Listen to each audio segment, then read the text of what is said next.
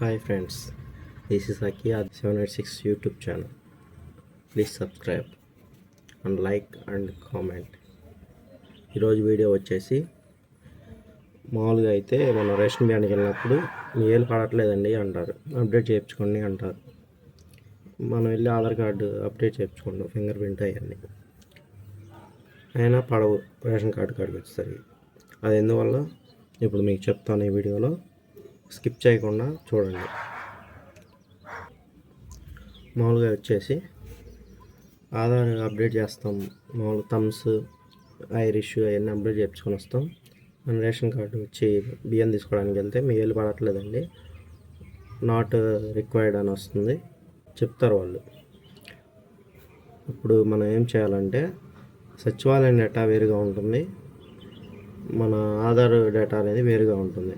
Aadhaar update చేస్తాం కానీ సచివాలయంలో అప్డేట్ చేయించుకోము.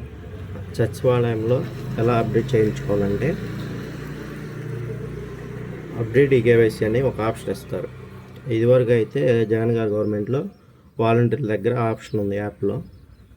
ఇప్పుడు వాలంటీర్ని తీసేశారు కాబట్టి ఇప్పుడు వచ్చేసి వాలంటీర్ని ఒక్కొక్కరిని ఒక్కొక్క ఎంప్లాయీకి యాడ్ చేశారు.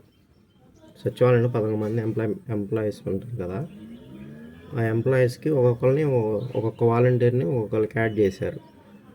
ఆ యాప్ డేటా అనేది వాళ్ళ దగ్గర ఉంటుంది.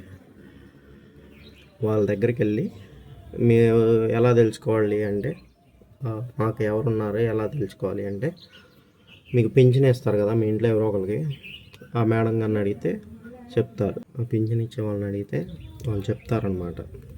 పలానా రోజు రండి మేము చూస్తాం. సచివాలయానికి వెళ్తే ఆధార్ కార్డు తీసుకుని వెళ్తే అక్కడ అప్డేట్ ఈకేవైసీ అనే ఆప్షన్ ఉంటుంది వాళ్ళ దగ్గర, వాళ్ళ లాగిన్లో.